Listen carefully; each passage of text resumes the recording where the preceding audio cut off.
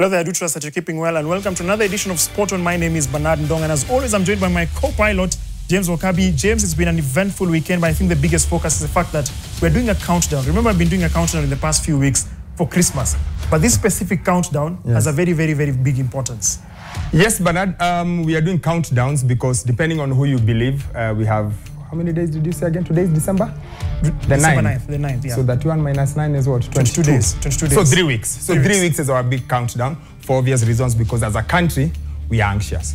And you know, this country, we go between highs and lows a lot. We are like very high, then very low. So we are hoping the 3 weeks can give us a high.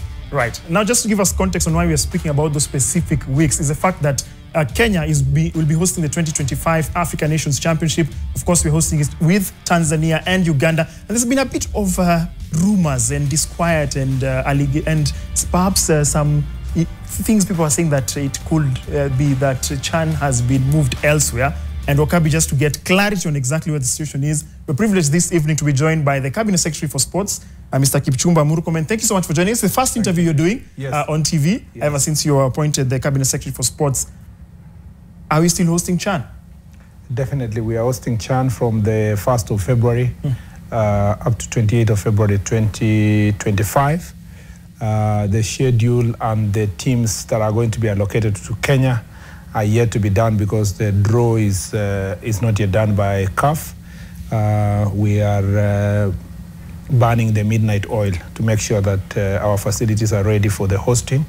It's not been easy, and it's not easy. But I have been getting updates every 3 days of the week, and the contractors, including today, have assured us that they are going to do everything humanly possible to make sure that we beat the deadline. Out of context, people should need to know that for Chan is going to happen in February. We bid for both Chan 2025, which is February 2025, and the Africa Cup of Nations in 2027. I have seen many people commenting online, confusing or combining the two. The Chan's bid is independent of the Africa Cup of Nations bid. For the Chan's bid, we offered ourselves that in the region that we are going to avail 2 stadia. Unfortunately, I think that was a mistake if you look at it from the hindsight, because even Uganda and Tanzania, who had already CAF qualified stadiums, only offered 1 stadium each. For us, we were extremely ambitious, considering that even before then, we didn't have any one of the stadiums that was that qualified to host the matches. Remember that Kasarani, that many people discuss, the contract was awarded in May this year, and there is a massive overhaul, including the roof, and then refitting everywhere, including the pitch, so removing all the seats. So that pressure between May and now has been extremely immense. A number of the things are the seats. Part of the seats are in Mombasa, some are in the high seas. On the way, some of the roofing trusses are already here, but the roofing material, the Teflon, is part of it is on the way, part is yet to be here. So we have had even to make decisions that we facilitate the contractor by getting a bit of more resources instead of coming by sea to see if they can fly in some of the materials to make sure that we are ready as we speak. Because I'm glad you mentioned that there's been stories on social media and some sections of media that already CAF has decided that Kenya cannot host the match. That's not true. The truth is that we have a CAF officers here in the country. There is a resident officer who every other time we have a discussion with. Today he was in my office. His responsibility to make sure to track our preparedness for the CAF. And I can tell you it's not been easy. It's not been easy. I appreciate the fact that Kenyans are really anxious about it, but we must contextualize that as a country, you need massive resources to put this facilities, we need up to almost 7 billion to put all these facilities into position where we can be able to use. Yet you have a country that has been struggling with infrastructure for many years, and you have a country that has competing interests. You want to support the universities, you want to support the healthcare, you want to support other facilities, you want to do the roads, you want to do all that. So balancing these has not been easy for our country, but I want to assure Kenyans that we have been doing negotiations with the contractors, trying to support them. Doing it in a very short time is not easy. And I see people even, I've served only in this docket for 3 months. But if you see the expectation that people have, is that within 3 months we must sort out all our infrastructure problems. And I think Kenyans are justified because they pay taxes and so forth. They're also justified because governments are perpetual. So sometimes you can come to office like us, who came like 2 years and some few months ago, and you are held into account for things that were not done for like 60 years. But you know, you can't keep giving excuses. You can't keep giving excuses to say, it wasn't me, it wasn't whatever. You just have to put as much energy as possible and commitment as possible to make sure that we beat the deadline. I think for the benefit of Kenyans, I am also on call with the president of CAF, Motsepe, President Motsepe. The last call we had was on Saturday evening, and he will be here in the next 1 week as part of the efforts to come and inspect the progress that we've made. I want to thank CAF and through President Motsepe because of the positive support they're giving us. Instead of, unlike some people who talk unpatriotically, and they are Kenyans. These are people who are not Kenyans, and they are working very hard to help us try to achieve the standards and the levels for us to host the CAP. So I want to assure Kenyans one thing. One, we are going to host CHAN. We are doing everything possible to be able to do so. Mm-hmm. We are getting the necessary support from CAF. We are also mobilizing as much as possible the resources that we have, but also negotiating with contractors to bear with us so that we can pay them over a certain period of time. The last thing I want to say is that there's never been a discussion of shifting this hosting by our country to any other neighboring country, because there are processes for doing so, and we haven't reached that stage at any point with CAF, and I believe we will not be able to reach there because of the assurance given by the contractors that they are going to meet the deadline. Waziri, 22 days. Yeah. Will Kasarani be ready in 22 days? Would you put your hand on a Bible and say, in 22 days, CAF will be happy, CHAN is taking place? I have no control about the happiness of CAF. Neither. No, the happiness is if the stadium meets, because they had the 24 points. What you mean. Yeah, so the 24 points, can we meet the 24 points in 22 days? We are trying our best, as I told you. The last management meeting we had was today with the contractor, and he committed to do everything to make sure that he's going to get the remaining materials to be here. Remember that in preparation for CAF, we are not saying the whole stadium should be complete. There is a standard that is required to achieve. Yeah, for example, the roof. You don't have to cover the entire roof, but you must be able to make sure that it is safe for people to operate from there, but also the lights are working. Yeah, and that the VIP side is covered like it is required by all the standards of FIFA and CAF. So there are certain things that we will do to achieve CHAN. There are certain things we will leave it for phase 2 to continue doing in preparation for 2027. And for the things that we must do for CHAN, the contractors say they are going to do everything to deliver. It is going to cost us slightly some extra amount for instead of bringing the goods by sea, we must have to bring them by air. And then we will see what to do about that. What's the total cost of renovating Kasarani? How much are you spending for Kasarani and Nyayo? Kasarani is almost, in this phase 1, is closer to 2.7 billion. And that includes the roof, the lights, everything, you know. But there will be phase 2. Because we'll have you've seen we removed the tartan. We'll have to come and put the tartan. There are many other things we do in preparation also to make sure that it can also do what it needs to do for the athletics and so forth. Nyayo for now, the preparations we're having for Nyayo it's not so much. It's for now, compared to the entire work of covering Nyayo, which will be done later. The work will be done now, will just be around 1 billion shillings. You also have now training fields. You still have to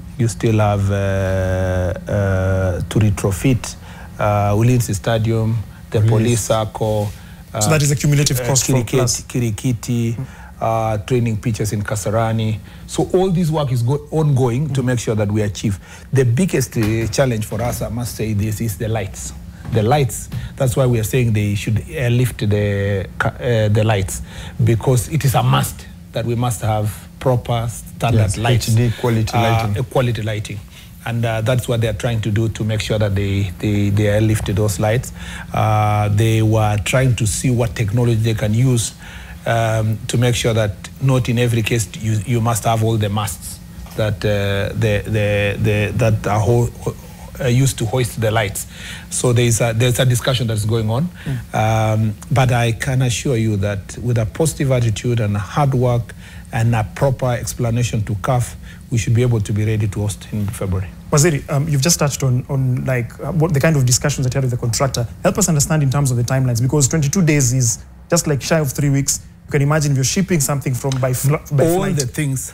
What's in the timelines? discussion we had today, all the materials will be here on 20th. I mean, 20th, latest 25th of December. The rest of some of them can be fitted in 5 days, a day and night, and others it may spill to first, second, third. We gave, the contractor was given up to 31st.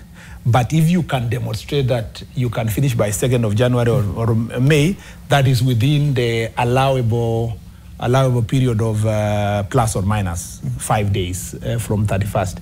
And today, during the meeting, they said that if they fly in the materials by 20th, they should be able in 5 to 10 days to be able to fix enough for Chan. I just said enough for Chan, because the rest of the work will continue to cover the entire stadium, Nyayo, Kasarani, and many other, and of course, Talanta Stadium.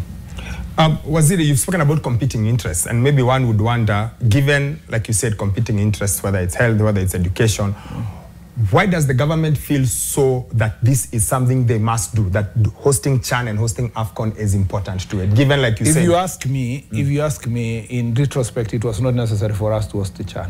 That pressure was not necessary at this point in time. Hosting AFCON, fantastic, because we have enough time, yeah?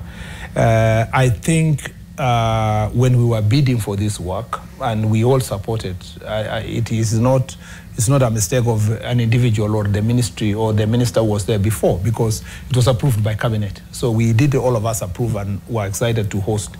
The only problem is that we should have, in proper reflection, realized that with the amount of resources that this requires and the shortest time that we have, Chan should not have been, we should not have gone for Chan, we could have done with AFCON. There were voices that we look now in retrospect that said at that point, is it really right for us to go for Chan, for people who had the experience and expertise? But I think we were excited because our country had not hosted any match for a long time. The other thing that came as a surprise is that it was not at least until the month of October that even more stringent requirements were provided by CAF. Such that we had to readjust the things we thought we are doing right. You have to redo them.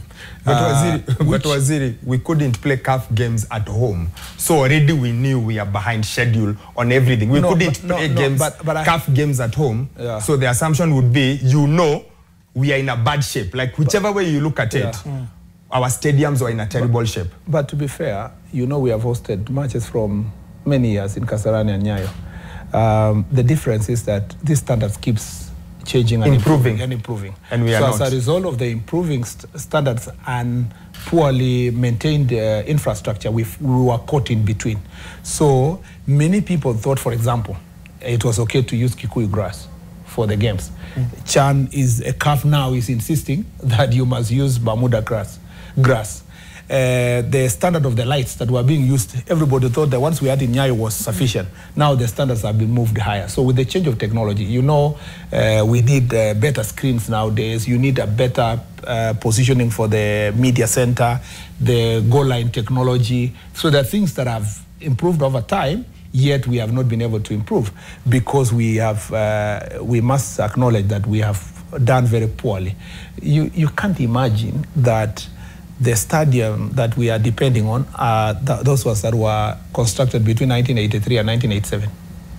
You know, almost 40 years ago, we haven't done much to either build a modern stadium or renovate them to the level we should.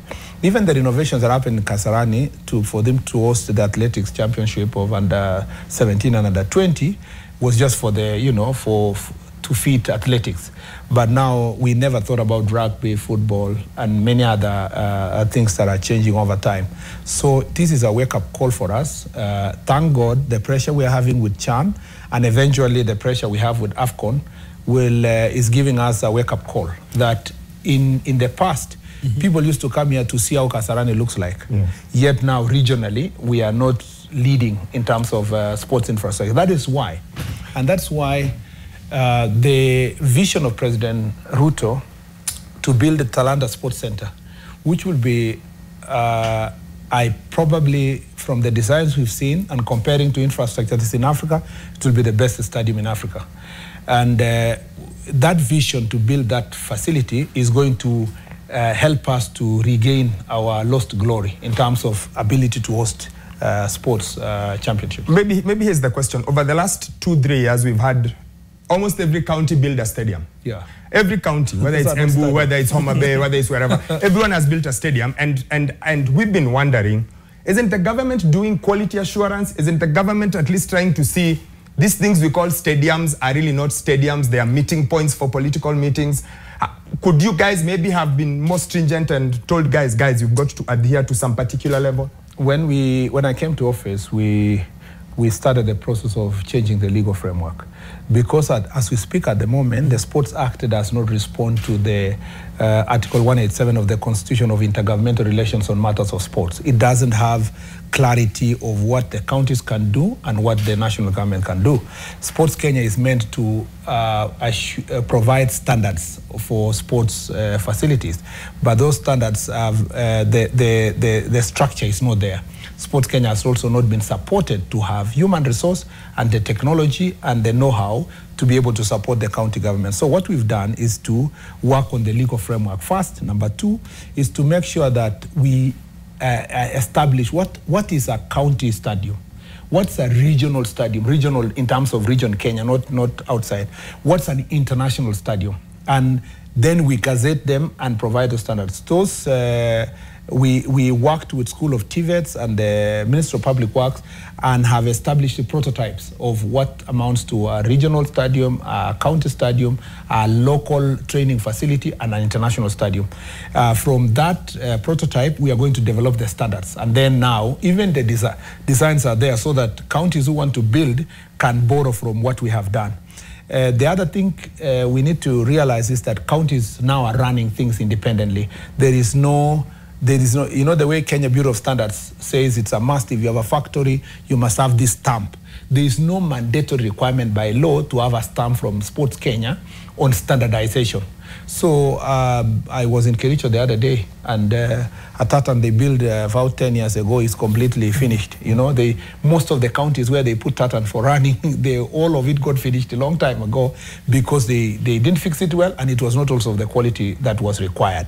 The stadium, what we call stadium, and I don't think it is fair to say it is for political rallies. No, I was saying like that's... If you look at what the counties have done to mitigate the problems we have, if you see what County of Nakuru is doing with Afra Stadium, it's commendable, you know. We just need to help them to make sure that the standards are maintained.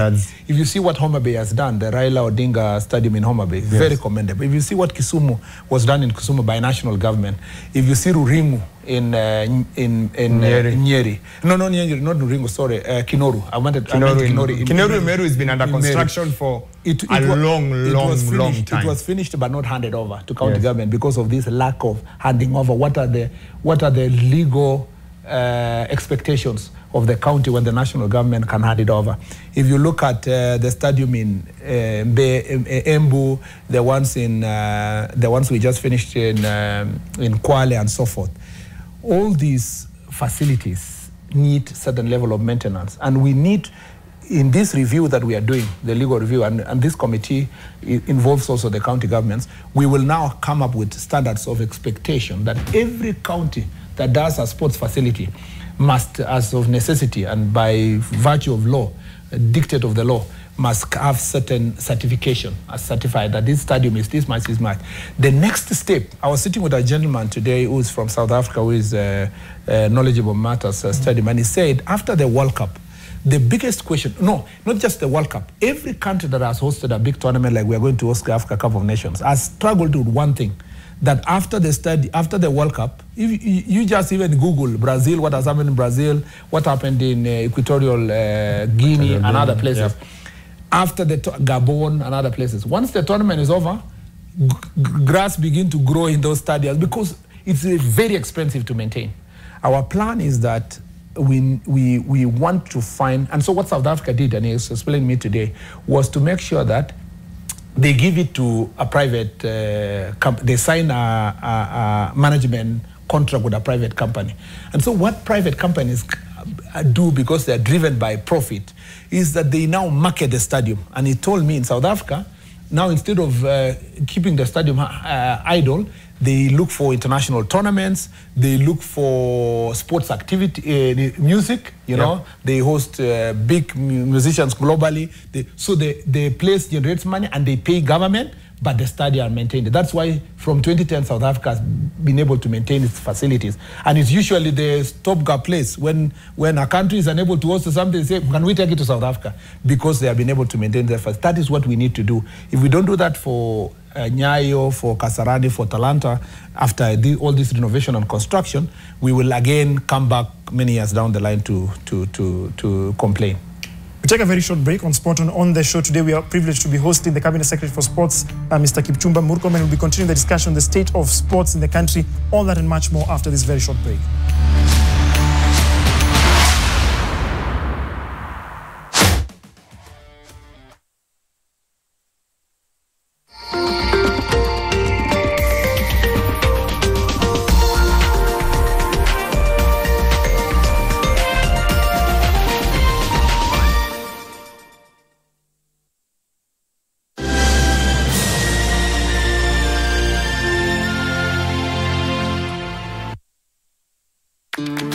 I'll have the usual on the rocks, double. I'll have whatever he's having.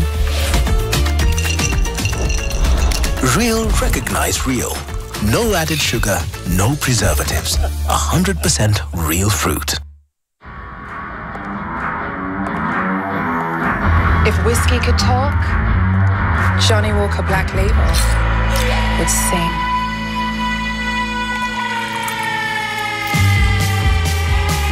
With notes that only come with 12 years in a barrel. Sweet, smooth toffee, rich fruit, and a touch of smoke. Tastes as good as it sounds. Kila niliyemtegemea ni kama wameamua tu tuachilie tuanguke nayo. Kufunga mtu innocent ni kitu normal. It requires money and power. Mtu yote ambaye kwa koma, it's just movement pekee ndio hawezi fanya. Anaweza sikia kila kitu kinachoendelea kando yake. Wewe mama, ungejua mtoto wako ni innocent, ungemtafutia lawyer. Ulituacha tuteseke, sasa umerudi kwa life yetu kutumaliza. Sanga, ujue uliyemfunga ni mwanao. What? I tried looking out for you, bro. Hey, you see now? How's the heartburn? Look now, it's burning. Do not hold back in any situation. Eno gets to work on the 6 symptoms of heartburn fast. You do know you said all of that out loud, right? If symptoms persist, seek medical advice.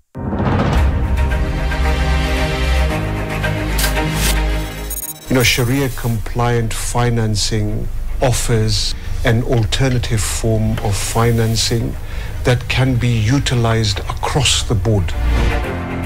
But when you look at tokenization of real assets, this is where we see the future in terms of funds and collective investment schemes going over the next few decades.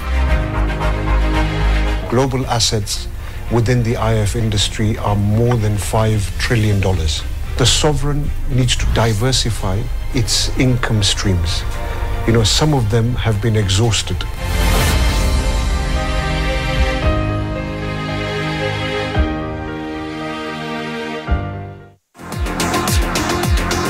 After earning Premier League promotion last season, life back in the top division has been tough for Leicester City.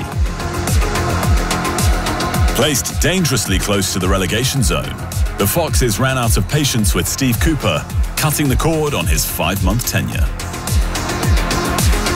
The managerial vacancy has since been filled by Ruud van Nistelrooy, who was a man in demand after leaving Manchester United.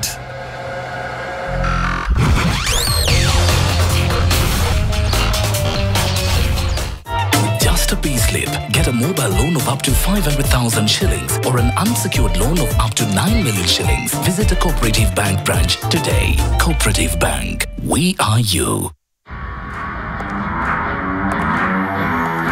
If whiskey could talk, Johnny Walker Black Label would sing.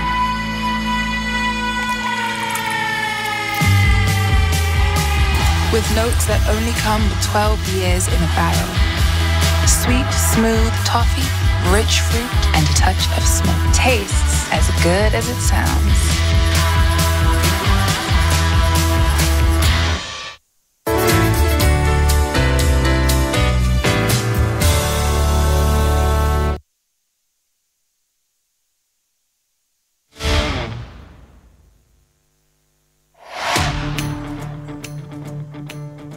Welcome back to Sport On, and on the show we are privileged to be hosting the Cabinet Secretary for Sports, Kipchumba Murkomen, and the discussion in the first part of the show was largely revolving around the African Nations Championship. But of course, Waziri, you are just giving us a sense of what can be done now before the deadline on the 31st. And I think I need to understand, look, 22 days, do we have some wiggle room in case we don't meet that deadline? The good thing is that, first of all, I am confident that in Nyayo, we will meet the deadline. I am very confident in Nyayo. In Kasarani, we want to meet the deadline on the fundamentals first. That's the pitch, the lights, and the seats. And once we meet and the changing rooms, which we are already fairly done, once we meet that, we can sit down and ask ourselves, is there a problem after 31st for 15 days to discuss with CAF when we are fixing the electronic ticketing system? Is there a problem if we have a delay a little bit buying screens, putting together the screens together, the goal line technology? Because some of them, we have agreed that you don't have to buy all of them. Yeah, sound system, for example, instead of wiring all the sound system, we just buy, we just contract a local person to put the sound system. Even CAF have told us you don't have to worry about the media center. You can have the media centers attend outside the stadium, and then you have the media position inside the stadium. The media tribune inside the stadium. And then the media center can be attend if you don't you have not started constructing in the main room. So they are helping us to achieve this, but we need to meet the fundamentals. And you're sure we can meet the fundamentals on December 31st? The thing is that I am, based on the advice given by the contractor, I'm optimistic that we can do so. Okay. Now, fingers crossed, Bernard and I, we keep preaching optimism. The only thing I just want to ask all of us as Kenyans, even where it is strange, and it is unfortunate, I've said it elsewhere, it's a very strange phenomenon that a foreigner who is sitting somewhere in CAF is very positive about Kenya's capacity and ability to achieve this tournament. But ourselves, we are doing everything possible to sponsor propaganda. We've even picked the country where the tournament will go. We have, we have already said we don't like this. Be positive. This is your country. This is your country. You cannot, I don't know what you are trying to achieve. Is it to say the current government has not achieved it, or to say the current minister has not done what? Can I give you some logic? We have. Let me. Can I give you some logic? Maybe like it's not just logic. Maybe the reason why Kenyans are generally very skeptical about tournaments. I'll take you back to Chan 2018. We had it, and our then PS stood up and said, "Guys, we have fantastic infrastructure. Whether it's the hotel, the internet. The only thing we didn't have was the actual stadium. So we lost that. Some of us, you and I, are probably old enough to remember 1996 again. Kenya was hosting AFCON.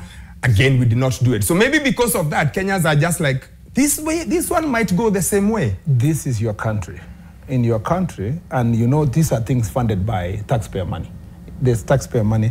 There's a way you can stretch that funding to a certain level. But as a country, as a nation, you must separate the things that divide us about politics, governance, holding to account those who are in office and so forth.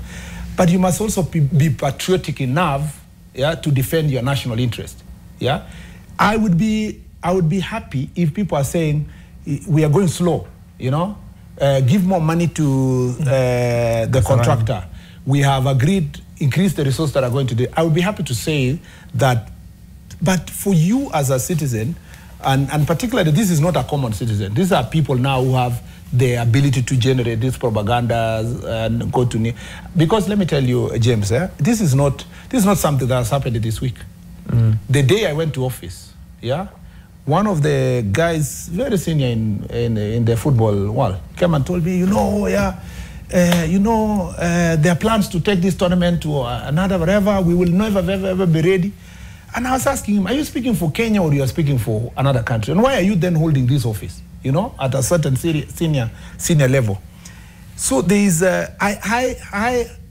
I believe that as a country, we must separate the things that we always do, compete, different opinions against each other, and national interest. When we are pulling together for national interest, even if you are questioning our preparedness, don't also take it to a level of saying, it's going to which place, it's going to this.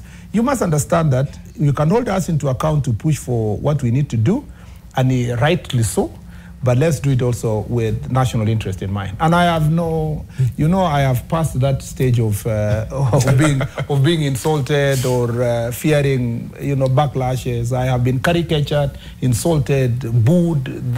So those are things I'm used to.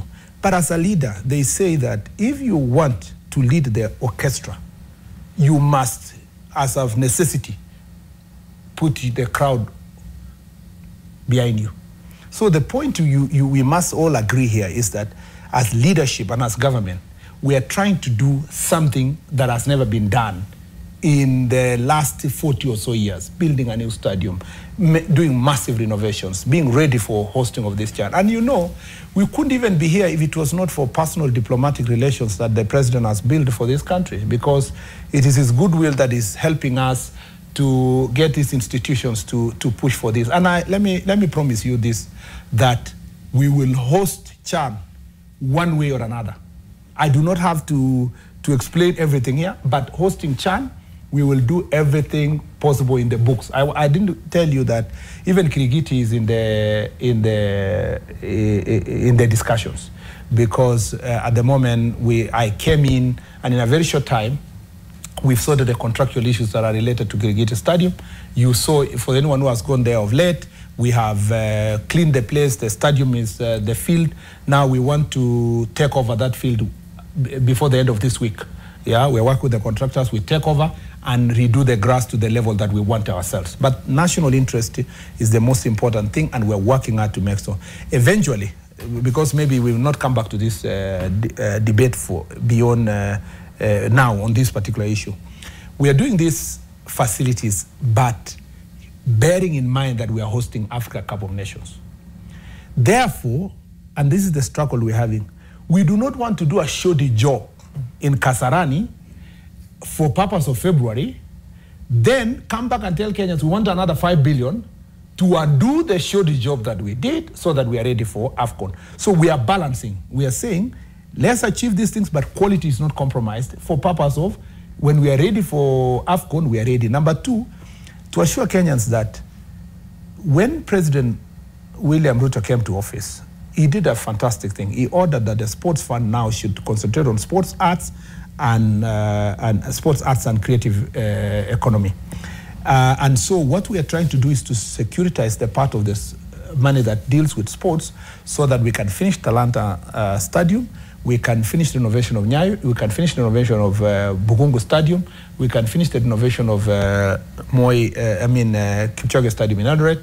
We can also do these county facilities that we are talking about in preparation for AFCON, because AFCON is not just preparation for the national team. It is, we are also using it to grow talent across the country. That euphoria of AFCON 2027 must also give birth to a generation of young people who are going to grow their talent in sports, in football. Waziri, let's shift now gears and focus on administration, sports administration, specifically football. We have a new office, we have a new chairman and president in charge of FKF. But there was something you mentioned a few weeks back regarding the head coach, the national head coach, Harambee Stars, and you said you're going to discontinue the payment. Is that the case? Has that actually been effected? First of all, let me say this, that as a global discussion, again, and it is you people also in the media, let's help each other. Because I know you know, but let's help each other as we tell the citizens. People need to know that the government does not manage sports. Okay? We don't manage the day-to-day running of any sport in the country. Yeah? All sports are run by federations. All sports are run by federations. So the coaches are employed by federations. Okay? And federations have exclusive, almost exclusive responsibility of running sports tournaments and sports competition across the country. And if you don't go through the federation, you cannot even be allowed. If you don't go through AK, for example, you cannot be cleared to have a marathon, for example, or a cross country and so forth. The same to any FIFA-related sports in football must be through FKF. So if we understand that, now you will understand the challenge that a cabinet secretary has and government of Kenya. Because you want to deliver good sports to your country, but you are depending on an agent, and that agent, you are not the one who is electing it. It's elected by the delegates, and they establish and put them in office. One of the reasons why our sports is in a mess across the country is that we have federations that are not accountable. Some of the federations are briefcase federations, you know, and some of them have officials, like volleyball, for example, officials that have been there for like 50 years or something like that, you know. You have some of them like aquatics, yeah, that have this one for swimming and so forth. They have had fights for like 20 years or so. You have others like, I think it's table tennis or badminton. That is a briefcase. One person and a few people are running around with it. And I'm not ashamed to say it here. Because it is these federations that we rely on as a country. But you know, the people of Kenya don't know what is a federation. They just know if a team is not qualifying for a World Cup, not qualifying for a tournament, not doing well, they know it is the minister who is to blame and the government which is to blame. So what have we done? What are we supposed to do to make these federations accountable? The only link between us and the federation is accountability through the office of the sports registrar. But if you look at the current office of the sports registrar, it is a pity. She doesn't even have money. There is no budget. She doesn't even have money to pay even electricity bills. And then it's not capacitated. It's one person and two people sitting in that registrar's office. The legal framework that is established in the registrar's office is not robust enough to give the registrar the power or to really hold these federations into account. And even the federations, their own constitution, colluding with international federations, are actually very permissive of behaviors that are unbecoming and that don't help us to get accountability. So what have we done? Again, I go back to what I did when I came to office. I quickly constituted the task force that is headed by a senior counsel, John Ohaga, and the whole team, and it's multi-agency team. There's people from media, from all the stakeholders, including federations. They are going to come with the legal framework of strengthening the office of the registrar, strengthening the legal framework of accountability in terms of these sports agencies and so forth. Number two, what we have done is that I have called on all the federations to hold the elections. And that when the time is due, those which have not been holding elections must hold immediately. The ones that have term limits, they must abide by the term limits. And I promised Kenyans when I was being vetted that I will start with FKF. And I was very clear in my mind that FKF needed to do the elections and do it quickly. They tried to do games here. Some ran to court. I sent our lawyers from the ministry to go to court all the way to Kitui to make sure that we lifted those orders. They ran to Nyamira. They ran to Naivasha. There were too many court orders But we made sure that the Attorney General's office and the legal team from my ministry are always kept dealing with it. Number two is that I called Nick, and he can tell anybody in there. And I called him to my office, and I told him, Nick, it is not an enmity. It's about national interest. Your time is up. Kenyans also think that it's your time is up to continue being in management of football. And luckily he agreed, halfway. He said, okay, yes, then I cannot run. But then a few weeks, or was it days, he came back as a running mate, okay? And I came and I called Nick again, and I told Nick, being a running mate is not neat, it's not also legal. And I say this in Bunge. I told him, and I went to say in Bunge, because I'm not a malicious person. I don't want to do things behind somebody's back. He insisted that he was going to run. And I said, even if you win, we are going to take legal steps. Luckily, there is a new team that is in office. And I believe that this team is going to do a good job. But you know, power corrupts people. I trust them, but you know, power corrupts people. So we want them, when they come to office, they change the FKF constitution to fit what we require in the Sports Act. And also they promise the people of Kenya that they are going to abide by accountability. I've known Hussein, he used to be my chair when I was in the youth agenda. So I've known him for more than 12 years. Can I ask a question? I believe he has the energy, he has the wherewithal, he has the strength, he has the stature to turn our football together with Mariga, who is also a former football player, and all the team that is there. Unfortunately, in the team, I was being told today, and you know, Kenyans don't know that I have nothing to do with the election, but they were telling me, umetuangusha. How can you have a team that also has one lady elected to the FKF? I think in the legal regime that we are going to put in place, it should also make a certain requirement from the organization to meet the gender rule. FKF was your first one. Which is the next one? Oh yeah, the next one is AK. Athletics Kenya. Yeah, I promised that in Bunge again. Okay. I've sat down with General Tuei and we have agreed. They are working on their constitution. They are revising their constitution. I've told them in the first quarter of next year, they must do elections. And I must confess here that General Tuei and his team told me they have absolutely no issue. We are trying to work together with the Attorney General's office to lift the court case that is in place. And I believe that our judiciary should be cognizant of the fact that these ladies and gentlemen, have been in office for a long period of time. Luckily, let me say this, luckily, to the best of my knowledge in terms of the experience that I've had, they have been responsive to our questions on anything to do with accountability and planning.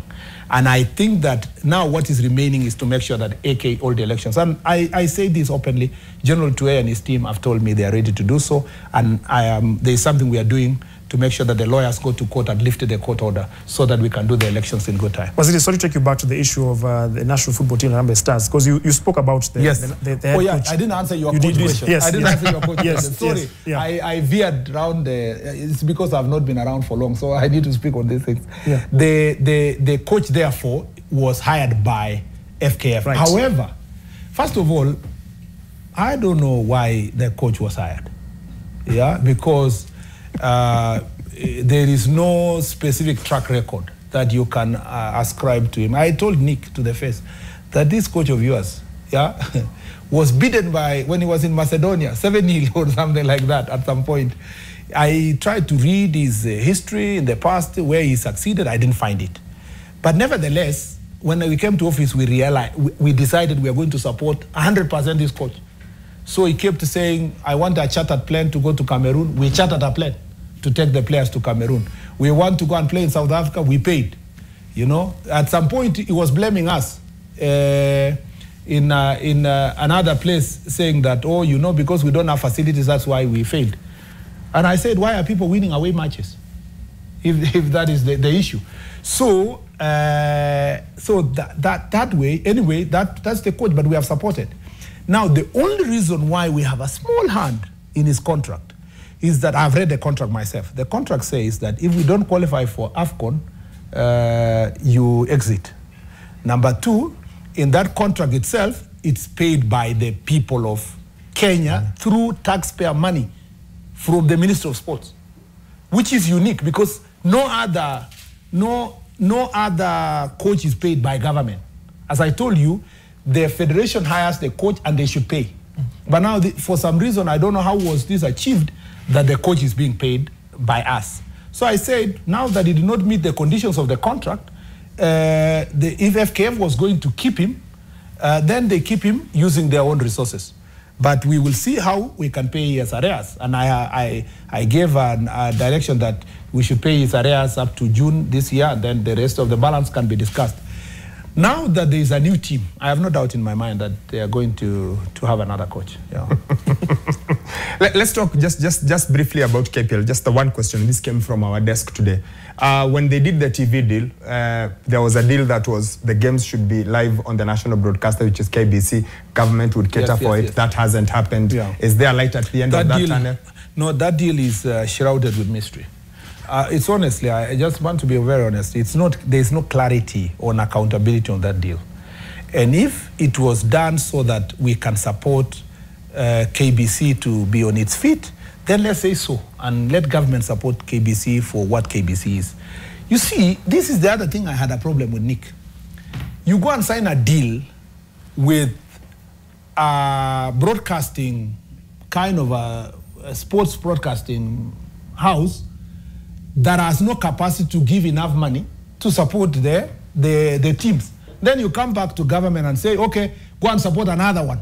Go and support now your own station so that they can cover. Why can't we give the deal of airing Kenya Premier League matches to somebody who has the capacity to invest in their clubs? You know?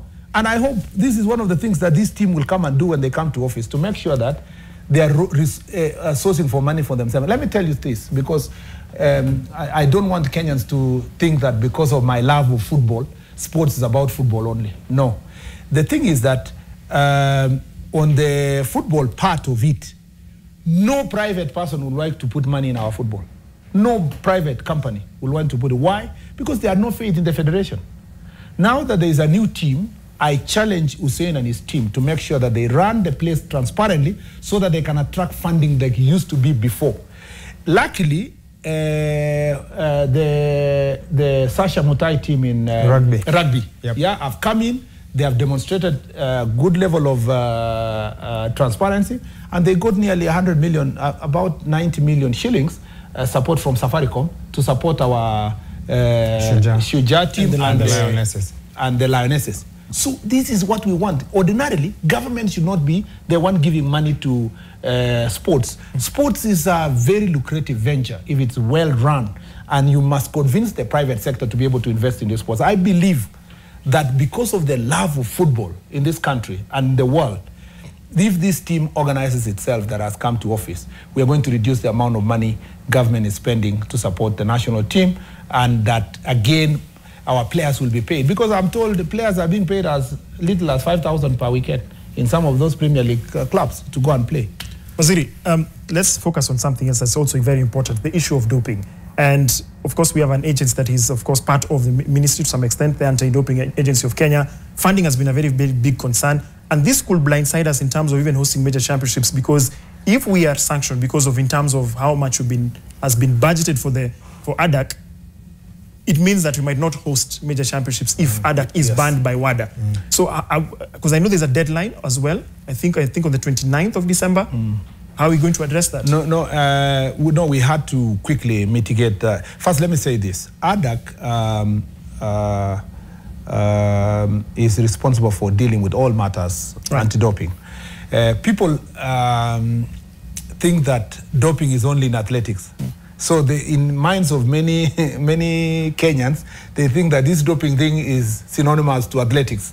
They don't know that all the sports, including now the football, CHAN and so forth, you must test all the players in all the teams, rugby and so forth.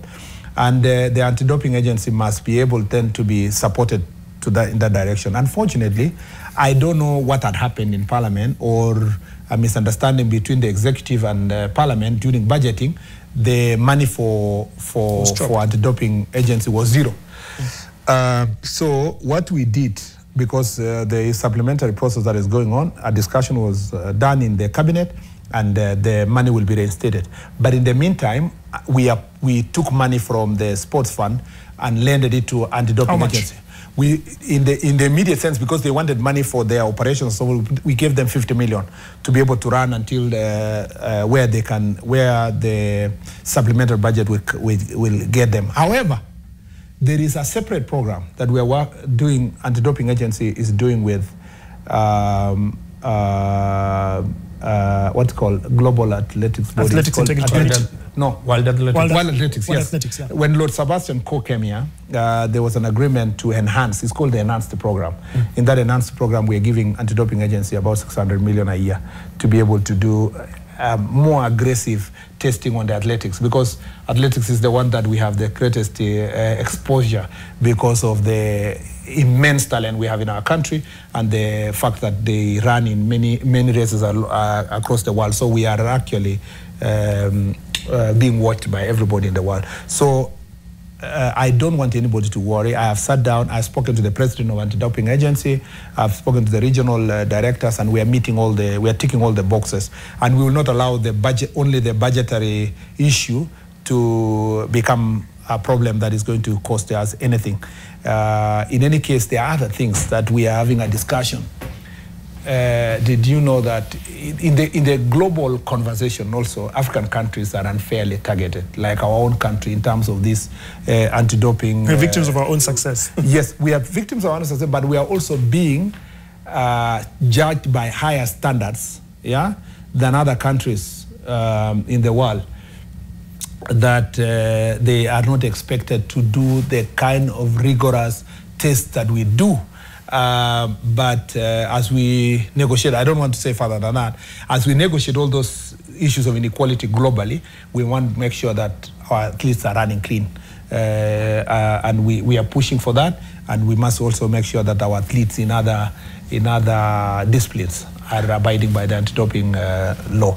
And speaking of athletes, we've had a very tough few years in terms of issues to do with athletes, especially on GBV. Yeah. And I know recently you constituted a board that's supposed to work with that. How important is that? Because we know what happens, especially to the young girls, especially to the ladies. How much effort are you willing to put into that? Because, like you said, athletics is our big sport. Yeah. The team that first of all, when I came to office, I realized that there was a report that was done in 2021 by a team led by Catherine Dereba. And that report was gathering dust somewhere, although, to be fair, some of the provisions of the report had already been incorporated in the federations. Some of the active federations, like AK, had incorporated protection officers in their own organization. But to make sure that the ministry is dealing with gender-based violence and sexual abuse, across all the disciplines, all the sports, I decided that if I were to go the route of establishing a department in the ministry, it would take forever because the processes of approvals of going to do the public service and so forth. So what we did was to establish what we call a working committee of a small team that is led by a human rights advocate who is also a public servant, and she's the CEO, and then the board itself is the minister and the PS is there, but bringing the experience that was there, bringing Madam Catherine Dereba to also, who is my alternate chair, and she chairs the day-to-day. Even today's meeting, she's the one who chaired on my behalf because I was in another meeting, but I joined them at some point. And our intention in the ministry is to grow this team as we work on the structure and creating the Department of Gender Protection Department in the ministry, so that then they will transist and become now part of the ministry for the long haul. This team now will have the responsibility of holding all the federation into account to make sure that they are putting in place the policies and measures to ensure that all athletes are protected, they travel with a protection officer, that they are being assisted, they are being helped, there is a social process that are being helped. But also they are going to put in a toll number, and we are going to work with one of the telcos to have a number that people who are in distress can call. But also they will, today we agreed and they are working on expectations of what a manager is expected to do, what a coach is expected to do, what is the relationship between a coach and an athlete, what is the relationship between an underage athlete and a senior person, so that there is a fiduciary responsibility on the part of the coach and manager and must abide by it. All these issues we must run through. One of the saddest things, because I come from a county that has produced many athletes in this country and world record holders, is that there are pests around places where athletes are training, whether it's in Iten or Eldred or Kapsabet or Ngong here or Nyaururu or other parts where there are many athletes that are training, who actually go around looking for the next big thing, the next big lady who is going to run. And they start pretending to want to help, to become an agent, a manager, establish some sham relationship, pretending to be husbands and so forth. But their only intention is to make sure that once they lure these athletes, they lock in their resources, they make sure that they take their wealth, and when they either get injury or they are out of favor with the athletics, they run away with their wealth. This committee is going to flag out all those issues and help in investigation, help also some of these athletes who are going through a very painful process of divorce, others who are trying to work hard to reclaim their wealth back, and also become a place of refuge for the athletes to run. This is a small part of the bigger responsibility that this government has through the gender ministry to make sure that gender violence and abuse is dealt with as a country. We should see situations. We must never forget that this emanated from the situation of Agnes Tirop. It also came from the situation of, you saw recently the situation of Cheptegei. Not Cheptegei. Yes, Cheptegei. Yes, Rebecca Cheptegei. And all these people, everybody knew that so-and-so had a marriage problem, had a violent spouse, had been threatened. But because of the cultural beliefs that always forces women and tells women, you know, you must continue taking care of your family, stay in your family and do this, it has forced so many women, they have no ability to speak out. And most of them are caught in between because they also have, they haven't advanced in their education and exposure, because their talent has brought them to this level, but their level of education is still growing. They haven't reached a certain level of education. So some of them are really very shy to speak for themselves. And so such a department is going to create ambassadors and work with certain ambassadors who will help these people to open up, and they can be able to share. And then we can go out and outrightly, using the office of the DCI and other government offices, do investigation, arrest some people, charge some of them, give them free legal services. Some just need legal advice, and they will be able to get out of that trap. This is, I must say, this issue of gender-based violence is very personal to me. And I'm saying this because for some reason, even when I was a senator, a few of the ladies in my county confided in me. I was forced, even at some point, without disclosing their names, a very big athlete, you know, in her career, I was forced at some point to speak to the DCI to make sure that this husband, in quotes, sham husband, is they make sure that he does not step anywhere near Iten, because he was threatening the athlete that I will kill you, I will attack you, and you know, and all that. So because of that personal experience and the people who have confided in me, and people I know personally and where they come from, I really, if it is something I want to see succeed, is this gender protection department, to make sure that we protect our athletes. And it's not just in, people think this is something of athletics only. It's only more prominent in athletics because they're successful, but this is the same problem football ladies face. This is the same in rugby. This is the same in other disciplines, volleyball among others. It's just that some people hide it, you know. And the other thing is that we must make sure that we punish those who are forcing young girls and women to advance sexual favors for them to get an opportunity, either to participate in a team or to participate in or to be part of a team. If we get such characters, we must not just punish them, but we must shame them, so that it becomes an example, to make sure that the place, nobody has to do anything out of the call of duty to advance their career. Waziri, as we wind up, I was also going to ask you about your legacy, but you've touched on it briefly, especially that issue that you say it's close to your heart. There's another sport that seems to now start having issues. You know, unfortunately, sports federations have the penchant of having issues, but now one of these issues is in motorsport, the Kenya Motorsport Federation, and some would say this could curtail what we are for 2025 Safari Rally. Has the ministry intervened at any point? If so, what have you done so far? The good story is that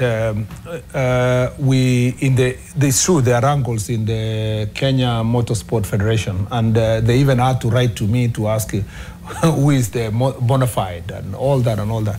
So I just want to say this. The good news is that the Safari Rally Secretariat established by government, is running independent of these motorsport wrangles.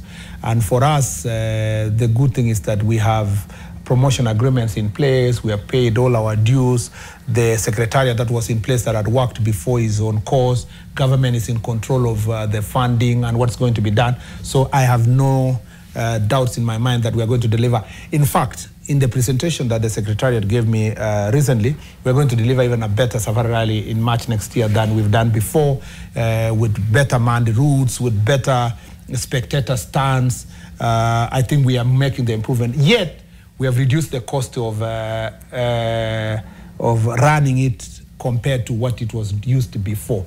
So, and I am glad. Recently, we had a meeting with the team led by Mr. Kasheru there, that with the sponsors and a number of banks, and I appreciate them, and a number of good sponsors, including media, who are going to give airtime and so forth, were available to provide that support. And I think we are hoping that we can surpass the target in terms of raising resources from private sector, so that we don't depend only on the allocations that are coming from the ministry. So those issues are not affecting you? No, not at the moment. It's not affecting, but it's affecting another component. It's affecting the part of growth of the sport. Let me say something, because I can see you almost winding up. There are a few things that we have done recently, and we want them to continue. The first part of it is that we have agreed that, first I said, put in place in the team to look at the sports law and policy. In this sports law and policy, for me, there is no point for government in terms of growing of talent to worry about where can you find this talent. The talent is in schools. And the best model for how to grow sports in the whole world, and I was with the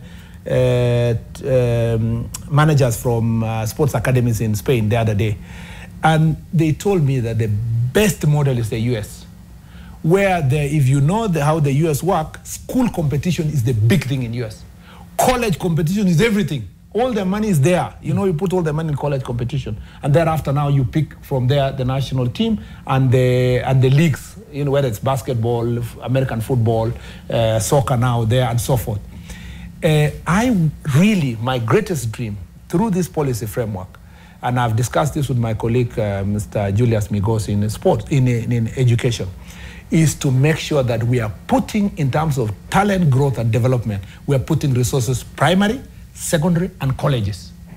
In fact, I want to see our universities, and I've challenged the universities, and we're going to have the conference soon, once the report of the task force is in place. I want to challenge the universities to demonstrate the transition path for many of our athletes. Why is there no one athlete in this country who is running for university?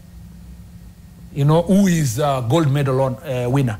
Look at all that team that ran for the US. Most of them were running, they were university and college students, because they grew their talent in universities and colleges. I want us to put the resources of growing this talent in the schools, and that's why we'll continue funding the Kenya Primary School Sports. We'll fund the Kenya Secondary School Sports. By the way, our top players in our under-20, who are now going for the under-20 African Championship next year in South Africa, were picked from high school. The Aldrin Kibet, the Wanjalas, all that team was picked from secondary school competition. They were in St. Anthony's, Kitale, and many others. The girls who went to Dominican Republic, I went to Dagoretti here, the girls' school there, and one of the girls was from there, the midfielder. All these students were picked from secondary school competition. Now we just want to make sure that they transit to colleges and universities, and then thereafter, when they grow out from 17 and above, they can go to either private academies or now they are taken over by the federations and the league. That is why some people were telling me the other day, why have you changed this policy to say instead of organizing national tournament and competition that we want to grow talent using the Kenya Sports Academy?